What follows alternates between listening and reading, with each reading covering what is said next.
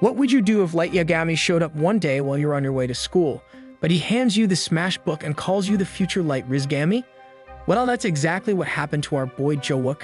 And now he's attempting to use the godly book, which allows him to destroy any rice cakes he wishes, but on his own neighbor named Yumi.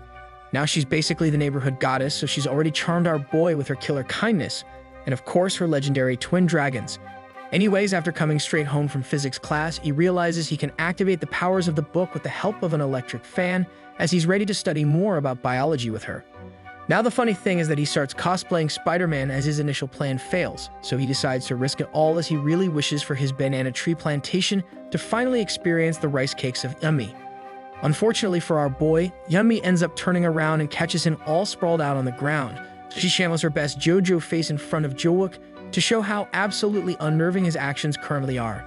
She then moves away from him, asking how he could do this to her, as this is an absolute betrayal of trust, exactly like when your jungler pings for a gank, but they went for blue buff instead.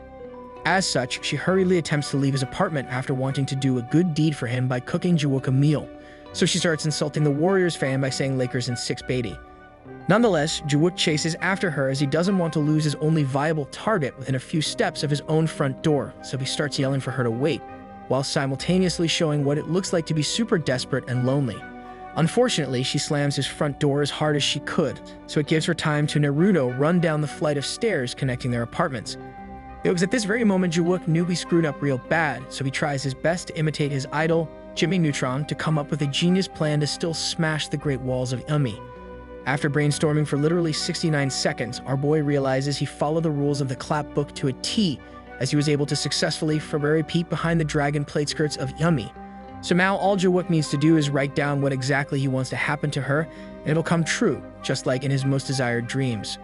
Shortly after finishing a very detailed paragraph detailing the sussy escapade he's about to go on with her, he turns around and sighs, hoping for the best as he's bringing back YOLO in 2023. To be honest though, big respects to our man Jowook, as he knows he can't live here anymore if his plan fails, as everyone will know about him being a supreme sussy baka. Nevertheless, he doesn't make a move after writing down her name in the paragraph. Instead, he starts panicking as he can't believe he trusted a book called the Clap Note given to him by a god calling himself Light Yagami. However, much to his surprise, he hears someone knocking on his door, so he better hope that ain't the po-po cuz behind bars some dark Yagamis will want to destroy his own rice cakes instead. As such, Jowook rushes to his door with absolute hope in his clap note that it'll bail him out and come through like the clutch king. And indeed it does, as Yumi actually shows up again, but she's looking a bit more flustered than usual, where she also looks like she swapped out her wardrobe for some more appropriate stretchy clothing. She then looks down at her feet, explaining to Jowook that she never expected him to do such a thing. Afterwards, she starts looking him straight in the eyes exactly like a double-zoomed operator, where she tells Jowook that since they live literally right next to each other, then it's wise for them to talk about it like adults. Thus, Jowook finds himself sitting exactly where he was yesterday, but this time he's the one looking like Tyler 1 after a losing streak, as Yumi wonders why Jowook would crawl on the floor to look for some dragon undies. However, with Jowook unable to answer her question, the turntable transforms into a sussy one, as Yumi begs the question if our boy finds her attractive. Now that was a massive bomb for Yumi to drop, causing our boy and myself to be caught in 4K, since we aren't even flying over Japan yet. Regardless, she continues on pestering him like some kind of preview of a cultured interview from another website, asking Jowook things like why would he even like someone as old as her. Of course, her age may be old, but it's plain as day to Jowook that everything else about her ain't looking like she passed her prime, but she's more like his prime numbers, causing Jowook to say nothing at all. Eventually, it dawns on Jowook that time is running out for him just like last time, so he needs to take action now, or else the clap note effects will wear off of Yumi, and she'll return back to reality. And so our newfound Chad takes the opportunity to compliment her like a true Sigma male, telling Yumi how she's more beautiful than anyone else he knows. He then stands up like a comedian and continues on an onslaught of unlimited confessions, where our boy even tells her that he can't even control the machine whenever he sees her, so it goes chub more than usual. He then takes a page out of the famous bald man's playbook and continues his advance by getting closer to her inch by inch, but that's not the only thing moving inch by inch. Anyways, his heartbeat begins to pound faster than ever in his life, due to his confidence in the clap note oozing more than my jello, so he figures it must be working if his target has not run away yet. Eventually, he advances the charge forward onto more sussy things, where he ends up propositioning the idea to do some rice cake destroying, but Yumi is totally down for the new mission. As such, our boy flashes his best Riz God 9000 look he could muster, but Yumi is somehow not deterred at his look of awkwardness, so she actually allows for the entire ordeal to play out while busy thinking about her wedding day. Nevertheless, it's clear that although Yumi's team had a goalie in net, it didn't mean Jawook could not score an otherworldly from 40 yards out. Regardless, our boy stops drinking honey tea lemon with Yumi as he needs a second to take a quick break, as his soup is becoming more spicy than authentic Indian curry. But then it dawns on our boy that Yumi has been enjoying the entire movie. So now that Jawook is awestruck at the supposed power of the clap note actually working, he tells himself he needs to push on forward even further, as it's time for him to be the clap god. As such, he teleports himself to the entrance of the most dangerous zone within Minecraft, the Nether, as he wants to finally defeat his first ever Nether dragon.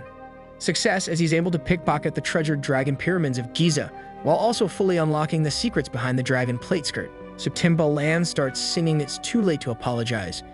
Anyways, long story short, everything is going according to his master plan thanks to his idol Jimmy Neutron, so he's able to finally star in his own action movie with the co-star being Yumi, the legendary goddess. Now the crazy thing is that Jawook tells Yumi to turn around as he wants to play leapfrog with her, whilst he's busy incorporating a fully grown banana tree plantation within the game, but she actually wants to play along as well. Nevertheless, right before Jawook proceeds with a hole-in-one, his conscience acts up as he starts thinking about how this would change all the dynamics within the apartment complex. For a very long time, Yumi has always helped Jawook out whenever she could, so he returned the favor as she was the ultimate nice person around the block. But now that he has the perfect opportunity to help make her flowers grow with some water infused with milk, he realizes everything will change upon starting up his battering ram. Nonetheless, after snapping back to reality, his soy boy self gets pushed to the back of his mind as the only thing he can now think of is to make sure his two-handed sword gets its first combat experience on the battlefield in front of him. Now at this point, let's be real guys, our boy is no better than Jonghoon, but he's basically worse now, all because he could not control his inner light Rizgami. Hopefully El shows up at some point to send our boy where he belongs, but it's probably too late for that, as he's now slowly becoming more corrupted by the day, all thanks to the smash note. Regardless, Jawook the Corrupted finally enters the final phase of the siege, so he starts breaching the walls of Yumi, while gaslighting her by claiming that it's her narrow walls that's the one pulling his siege weapons in. With the siege underway, the neighboring cities start to feel the earthquake aftershocks from the battlefield, so you can say the rest was incriminating history. So now let's skip to the part where Yumi gets up after the two finish their intense battle, where she ends up telling Jawook to make sure they keep it a secret between each other. Of course he agrees, so Yumi leaves the room without saying goodbye as she instead begged him to keep it a secret, as she claims she has no idea what the heck happened as her mind seemed lost in transition into the real world. Now that our corrupted boy has experienced his first ever successful mission using the clap note, he decides to whip out the book to study it even further to make himself stronger. Unfortunately, he learns the fact that after completing a mission by emptying a gallon of milk, all powers unleashed by the book from another world disappears and will no longer have any effects in an instant. As such, he flops onto his bed looking quite defeated, as is further revealed that everyone involved within the mission will retain every single memory, so he realizes he's screwed since how could he ever look at her from now on. But instead of manning up, he starts blaming the smash book instead of himself, showcasing his ability of still being a boy, as he claims that it was all the book's fault for putting him under a spell. And so he continues to facepalm while in the regret phase of his actions, but then he closes his jaw after realizing something.